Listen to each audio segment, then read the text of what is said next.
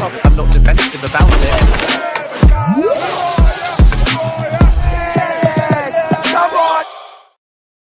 Yes, people, what's happening? Welcome back to the channel and welcome to another match preview video. First things first, guys, make sure you smash the like, subscribe if you're new around here, all of that good stuff. And as always, leave your thoughts in the comments. And guys, international football is done. The Premier League's back and it is back with a bang. Chelsea heading up to Anfield on Sunday to take on Liverpool in a huge game. Biggest test of the season for both sides. Our 100% record on the road is on the line. It's going to be a tough task to keep that going. Chelsea, 1 win in their last 9 trips to Anfield and winless in their last 9 games against Liverpool in all competitions. So Liverpool, not a side that we beat very often. We're going to have to be at our absolute best. But despite what a lot of Liverpool fans are saying, we can go there and we can get the win. We've got the players to cause problems, but of course, we're going to have to be at our absolute best and maybe hope that Liverpool are slightly below the level that they've set themselves this season. Now, in words that we very rarely hear, Chelsea have got no injuries heading into this game. That's right, 0 injuries. Reece James is back fit and available for selection. Enzo Fernandez confirming that in Friday's press conference. And that is a quite remarkable situation to be in. I cannot remember the last time we headed into a game with absolutely 0 injuries. Every single player is available, obviously bar Cucurella and Wesley Fofana due to suspension. So this is a great position to be in and one that we have to hope can continue for the majority of the season. Now, obviously, there's a number of interesting subplots heading into this game. Under no illusions, it's going to be a very tough task. Liverpool are absolutely the favourites. We've obviously got no Cucurella, no Wesley Fofana, as I said. Renato Vega and Tosin Adarabioyo are the players that you would fully expect to come in. I don't see anything surprise being done by Maresca other than those two. And Tosin coming in for Fofana is something that a lot of people have wanted to see on a more regular basis. I've not been one of those people, but Tosin, when he has played well and he's brought something different to the team. One area where I think he's going to be really key, I don't want to say it's a blessing in disguise that Fofana is not available because I think that's a little bit unfair, but one area where he will be a big plus is in both boxes in terms of defending set pieces and attacking set pieces. Tosin has got that height, that physical presence that we don't particularly have when Colwell and Fofana play. Liverpool dangerous from set pieces. Van Dijk and Konate big units, and Tosin will definitely help us deal with the threat that they pose.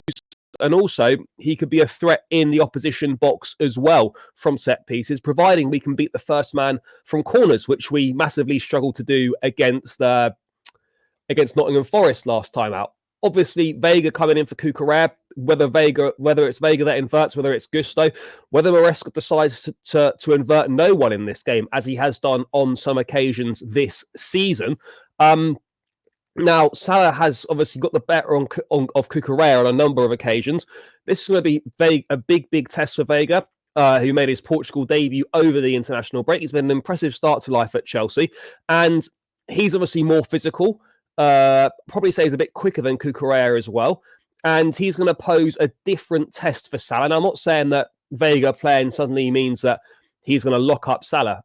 That absolutely isn't the case, but it could maybe be a bit of a different challenge. And Vega's profile and Vega's strengths could actually maybe be better suited to dealing with Salah potentially. Obviously, him inverting into midfield as an extra midfielder in there. He also can play midfield in general, so that could well help us out. But I think it's an interesting matchup, Vega against Salah, one that Liverpool fans rightly think Salah is definitely going to win, but I wouldn't be so sure about it. The big question really heading into this game, though, is should Enzo Fernandez be starting in midfield? Build up to the game has been dominated by conversation about his performances, about whether Chelsea might be better without him in the team, whether he should be starting in a game like this. Before I give my thoughts, we all know he's starting. We know he's starting. He's going to captain the team. Reece James, obviously, is not going to be starting the game because he's barely played. Enzo Maresca will start Fernandez, and Fernandez will captain the side. But I think there's a genuine conversation to be had about whether he should be starting for Chelsea and whether he should be starting in a game like this. Now, a big fan of Enzo Fernandez, but I'm also fully aware that his performances, whilst they've not been terrible this season, have not been up to the standard that you would expect from a £100 million player. Now, people that tune in regularly will know my thoughts on Enzo. Quality on the ball is undeniable, very good. Hasn't got, the only player in the team that's really got, well, certainly the midfield options that has got the range of passing that he has. My main issue with him is a lack of athleticism. He needs runners. Alongside him to help him out.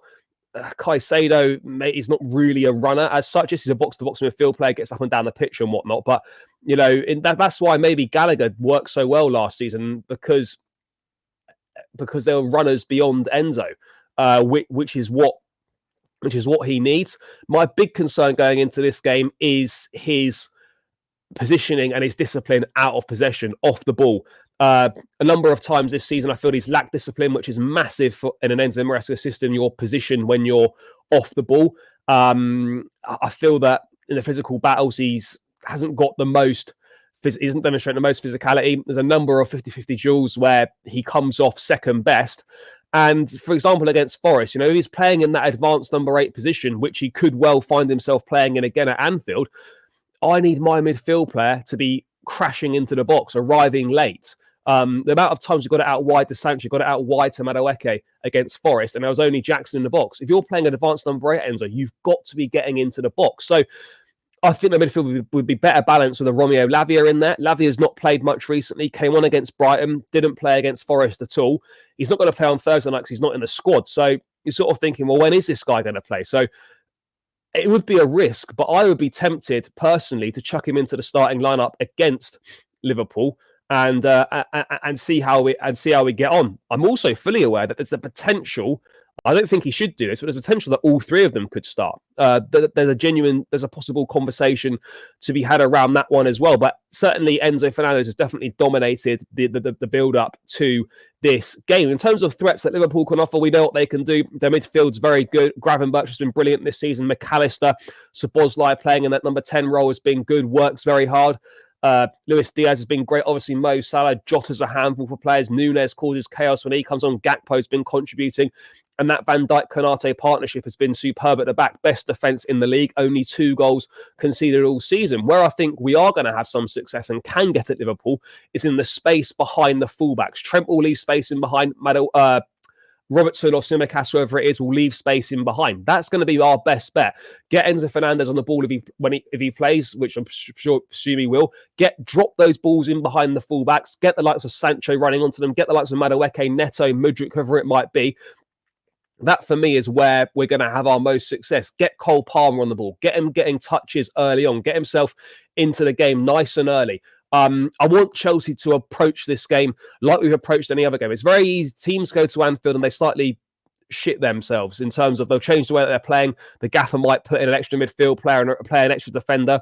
And they kind of almost abandon the principles that have served them so well for the majority of the season just for one game because it's Liverpool at Anfield. Now, I'm not saying don't show respect. What I am saying is we've played a certain way so far this season. And just because we're going to Anfield doesn't mean that we should totally change that. I'm not saying be completely gung-ho, but we've got to play to our strengths. Our strengths is our attack, and we've got to play on the front foot. Now, we do need to play ourselves into the game. We don't want to overexpose ourselves going forward, leave ourselves, overexposed at the back and concede a goal early on. You want to play yourself into the game at Anfield, absolutely. But we do also have to play to our strengths, which have served us so well so far this season.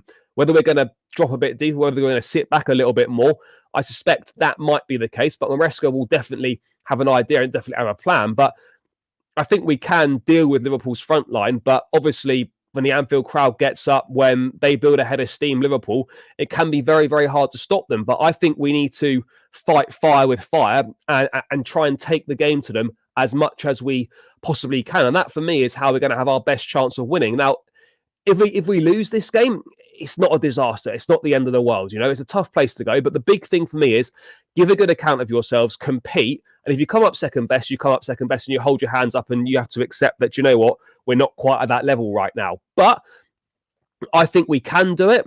I'm not saying we will do it, but I do believe that we can do it. And I'm looking at this and I'm thinking, right, guys, just keep yourself in the game. tick it off in 10-minute chunks. Ride that first 10 minutes out, then the next, then the next, then the next. Play yourself into the game. But as I said, the record's not good at Anfield. The record against Liverpool in general is not great.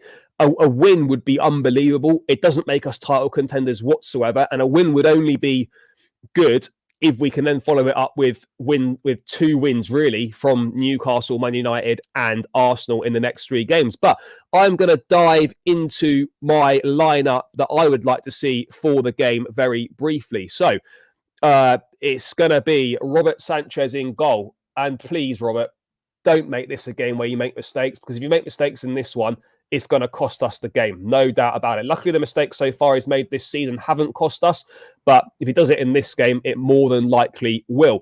Reece James is back fit and available, but there's no way he's starting this game, so it's going to be a big game for Malo Gusto up against Luis Diaz, who has been in very good form. Gusto didn't have a great game against Forest, but hopefully he'll be back to his best in this one, because we're going to need him. We're then going to have Tosin alongside Levi Colwell, and Colwell has been very, very impressive this season. It's a massive game for the pair of them. And then you go with Renato Vega at left back. He's definitely not going to play Ben Chilwell. There's no way.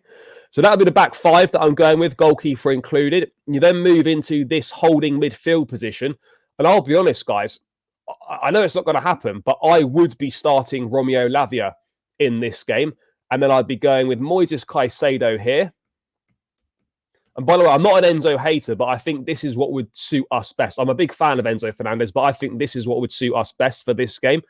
And then you've got Cole Palmer in that advanced number 8 role, which really becomes a number 10. Palmer there.